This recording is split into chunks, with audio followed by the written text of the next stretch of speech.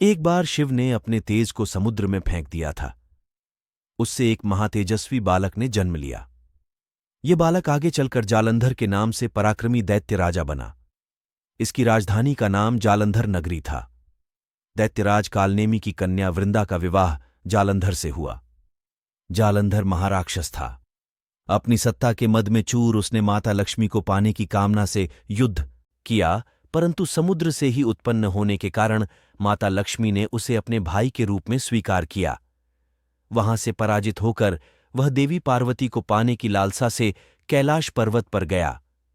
भगवान देवाधिदेव शिव का ही रूप धरकर माता पार्वती के समीप गया, परंतु मां ने अपने योग्य बल से उसे तुरंत पहचान लिया तथा वहां से अंतर्ध्यान हो गईं। देवी पार्वती ने क्रुद्ध होकर सारा वृतांत भगवान विष्णु को सुनाया।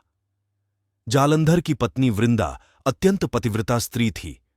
उसी के पतिव्रत धर्म की शक्ति से जालंधर न तो मारा जाता था और न ही पराजित होता था। इसीलिए जालंधर का नाश करने के लिए वृंदा के पतिव्रत धर्म को भंग करना बहुत जरूरी था।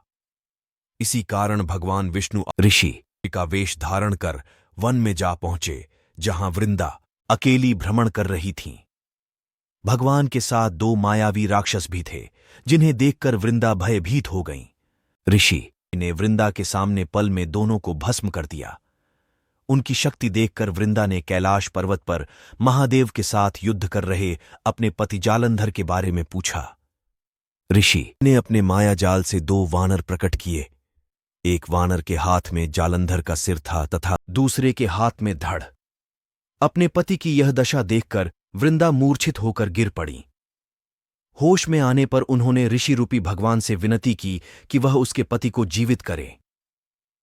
भगवान ने अपनी माया से पूर्ण जालंधर का सिर धड़ से जोड़ दिया, परंतु स्वयं भी वह उसी शरीर में प्रवेश कर गए। वृंदा को इस छल का जरा आभास न हुआ। जालंधर बने भगवान के साथ वृंदा पतिव्रता का व्यवहार करने लगी, जिससे उसका सतीत्व भंग हो गया।